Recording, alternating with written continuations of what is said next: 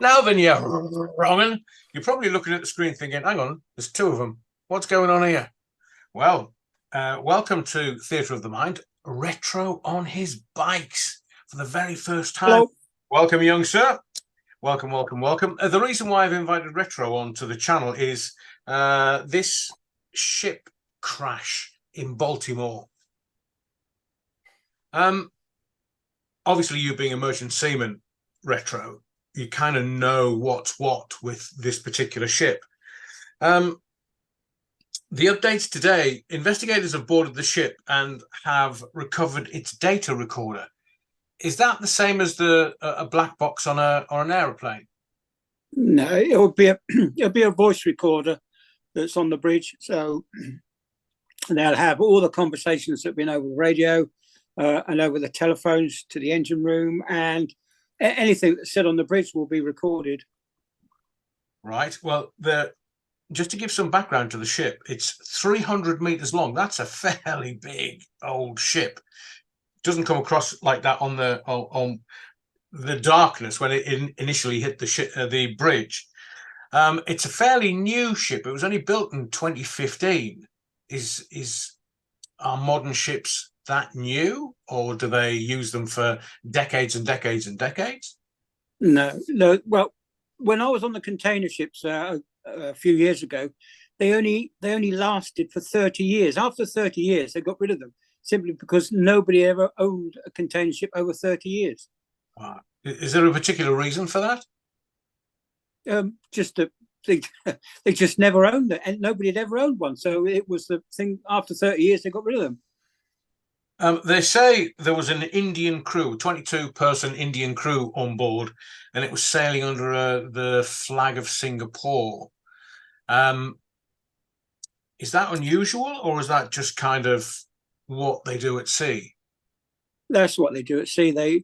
They'll register a ship somewhere, and they'll take advantage of things like tonnage tax or some other tax. I heard yesterday that there was possibly Lamborghinis and Bentleys and very expensive cars on the ship. Have you heard any different? No, I haven't heard about that, but they could put anything in a container as long as it fits through the door. They'll fit anything.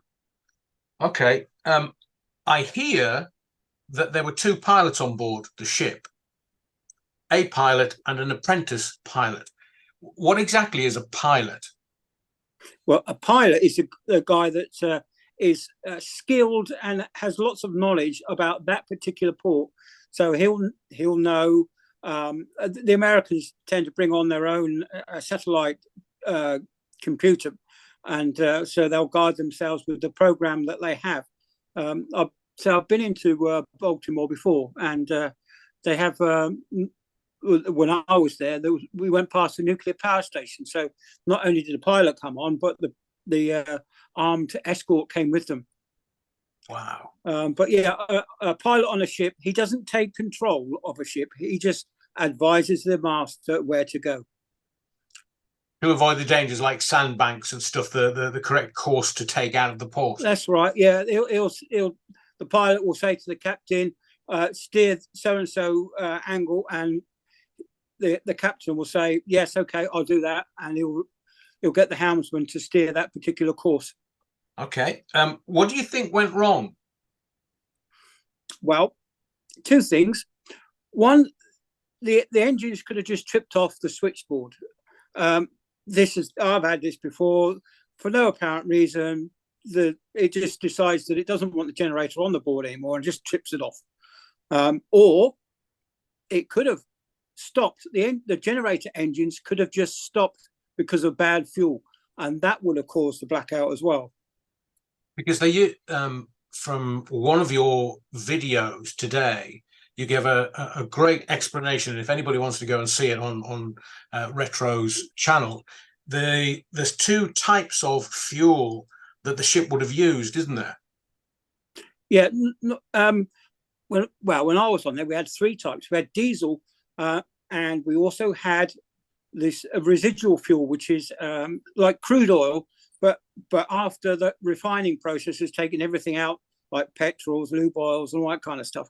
Whatever's left is what we call a residual fuel, and that's what we burn on the big container ships. And of course, some of the more expensive fuels have got all the sulfur taken out. The Americans are a bit funny like that. They want all the sulfur taken out of the fuel so that there's nothing going in the atmosphere.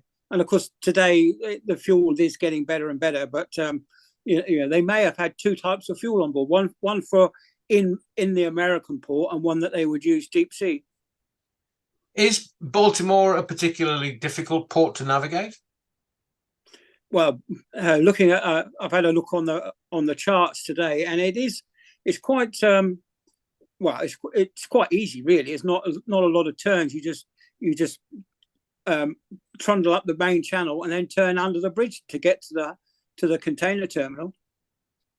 It looks like the ship's left port, gone to port, which is left, done a sort of U-turn, and then just gone straight out. And it would have gone to a deep water basin, and then turned around there, and then headed out down the main channel. Right. So, what do you think caused the black smoke that we saw in the video? Now, these engines, they're incredibly large, and they have obviously they're not very efficient at low RPMs and low powers. They need to be running at full power to get the turbochargers to work. Once the turbochargers are up to speed, they produce very little in the way of emissions. But at low speeds, your turbocharger isn't up to speed, so it's not producing enough air for the engine to use. So you're getting a lot of black unburnt smoke. So when the captain puts the engine on full ahead or astern, that will mean that it's putting a lot of fuel in, but it's not getting burnt until the turbochargers get up to speed. So that's why when you see a ship leaving port and the captain puts his foot down, you will get black smoke until it gets up to power. According to the reportage that's coming out, the ship lost power the first time, because it lost power twice, but the first time it lost power and then made a distress call a few minutes before it hit the bridge. Yeah. Well, when you have a blackout, you'll have all the engine room fans will go off. So if you've got any exhaust leaks, you may fill the engine room full of exhaust smoke, which will probably lead you to some kind of distress situation where you can't breathe because of all the exhaust smoke that's coming into the engine room.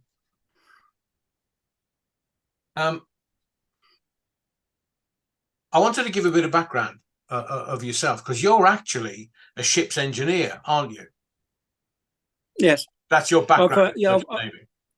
Well, okay. I mean, it was 40 years ago that I started my career at sea at the age of 19. Wow.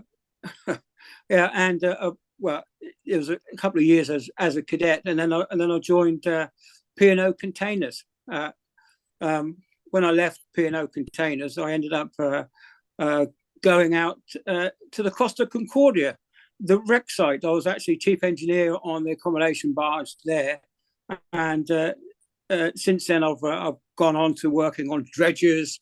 I've worked on research vessels. That's where I am now at the moment. I'm on a research vessel based in southern England. Some of the conspiracy theorists will say the ship was travelling too quick. How fast would it have been travelling coming out of port? Well, you have to remember these things have only got one rudder, and they need the water going over the rudder to steer the ship.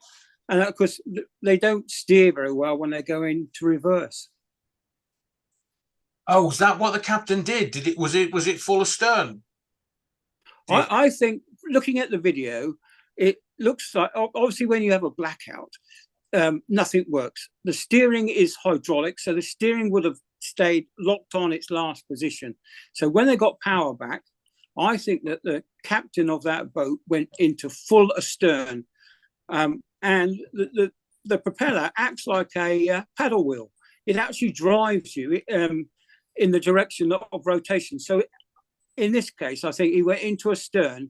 So of course that pushed the back end of the ship so that the front end was actually pointing towards the bridge rather than pointing away. I think what he should have done, I think he should have gone ahead, used the thrust from the propeller to drive the ship in the right direction. But as it was, he was going astern. The propeller acted like a paddle wheel and caused him to end up pointing. Might ask that question again and edit this because it was jumping around and then it just settled down a second. So do you think, Retro, that the captain has ordered full astern, knowing that he was going to hit the bridge? Yeah, I think that rather than, I don't know his mindset, but what I think he should have done is I think he should have gone ahead and used the thrust from the propeller to turn the ship away from the bridge. But as it was, he took the option of going astern, thinking he'd be able to stop the ship. But in fact, what he did, by going astern, as you know, a ship's propeller will act like a paddle wheel, and it will drive that ship in the direction that it's rotating. So in this case, it caused the stern to go to port and the bow to go to starboard, and that's what led him to be pointing at the bridge, because he couldn't slow down. He didn't slow down enough. In that time that he went from blackout to astern, there just wasn't enough time for him to actually stop the ship. I think he did the wrong thing by going astern. Have you ever been on a ship that's blacked out completely like that? Yeah. Have you? Yes, halfway between Cape Town and Australia, we blacked out. And yeah, it was 45 minutes of no power until we got everything reset. Wow. And all that happens is the ship just drifts wherever you are. Yeah, it just drifts. Yeah, like I said, the everything stops. We do have an emergency generator that will give us steering, lighting, power for the air compressors, and the emergency fire pump, but not a lot. It won't actually allow the main engines to run, because you need, for the main engines to run, you need lube oil pumps, you need freshwater pumps, and you need seawater cooling. From the video that we've all seen, there's a blackout, the lights come back on, at which point it appears they've got some kind of steering, and then it blacks out again. Would that have been the same reason?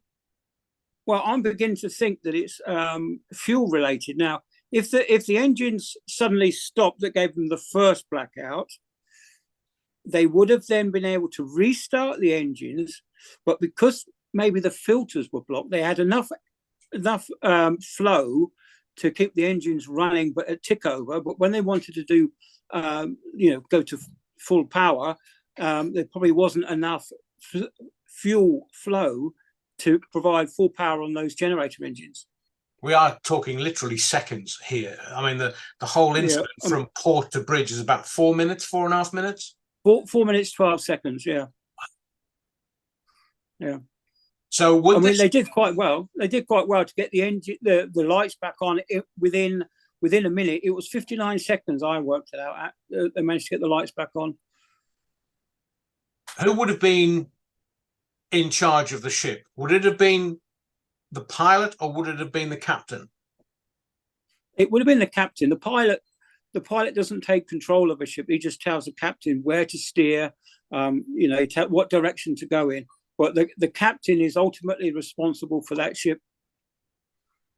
It looks like the ship was in good condition because it had been inspected in 2 foreign ports, June and September last year.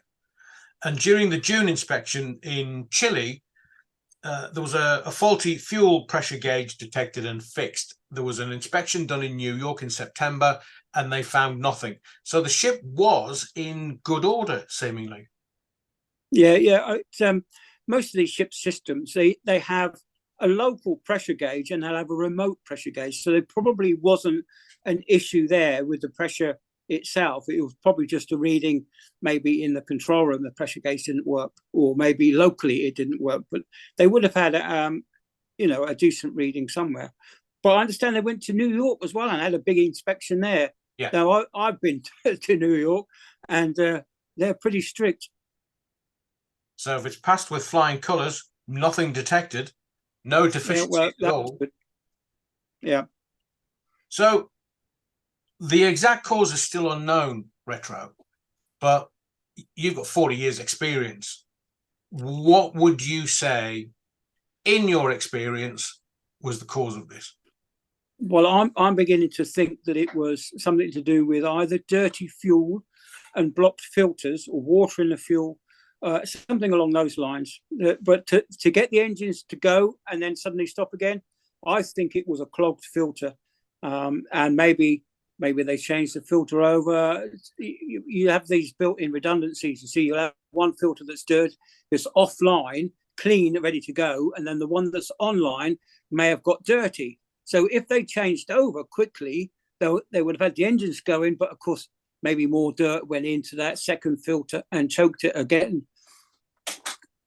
If that has happened, what do you think the captain's options were? And they were in a very dynamic situation where they had to think quickly. I think that they were very unfortunate that this happened in the location that they did, and you know, there's a cascade of failures here. Is that, you know, something went wrong with the engines. Captain went astern when he should have gone ahead. I mean, if even just for those few seconds, he could have corrected the course of the ship, because the ship weighs 100,000 tons, and you're not going to stop it within that short distance. What do you think? What speed was the ship traveling at? According to one of the websites I was looking at, it was traveling at about 8.7 knots, and when it crashed, it was traveling at 7.6 knots. So that qualifies my thought that the engines were going astern, because it actually shed, in that short distance, it actually shed 1 knot of speed. Wow, is that fast for that particular body of water? Or probably not, because you need to get the speed, through the water to make the rudder work. Otherwise, there's not enough water over the rudder to get it to steer the ship properly. So in your 40-year experience, what do you think has actually happened here? Has it been just a tragic accident? Yeah, I think it's just been a series of unfortunate events, really. What they call a cascade of events that's happened. I think that either the generators just tripped off the board on their own, or they stopped, which could be the fuel. Now, on a ship, you'll have built-in redundancies. You'll have an online filter, which is possibly dirty, and you'll have a clean offline filter ready to change over.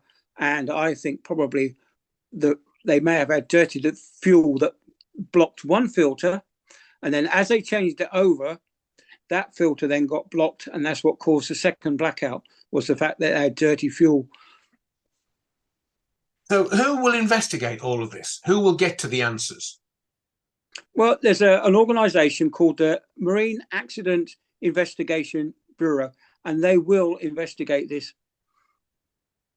And what do they do? Do they go and look at the ship? Do they look at the circumstances? Is it like the black box investigation for an airplane? Yes, they'll go in and they'll use a process of, they'll look at absolutely everything. They'll check through the logbooks. They'll start asking questions of the staff, and they'll go back and they'll come up with a plausible explanation of what actually happened. And how do they do that? Do you know how long it would take? Oh, it can take absolutely months and months. They may even go as far as checking the registration numbers of all the components in the engine, just to make sure that they were genuine parts. It could take absolute months. Could take years. Thank you, Retro, because obviously we don't have the kind of experience or insight that you have. I know that the investigators are saying they're calling off the search and rescue. There's still 6 people missing. They're calling off the search and rescue because they don't believe they're going to find any, and the bodies will reappear at some point. Yeah, absolutely. I believe they were construction workers on the bridge, not I thought it was drivers and passengers on the vehicles, but I didn't realise that they were actually having work done on the bridge itself. I think they were filling potholes in. Yeah, probably. And thankfully, there was no traffic on the bridge at the point of collapse. I know when you look at the footage before the accident, you see it may have had traffic light control. I don't know, but you definitely see a few vehicles travelling along the bridge, literally minutes before the collision. Retro, it's been fabulous having you on the channel for the first time. Thank you for all the insight. Nice to be here. Brilliant, wonderful. Best of luck, and thank you very much. Okay, thank you. Bye bye.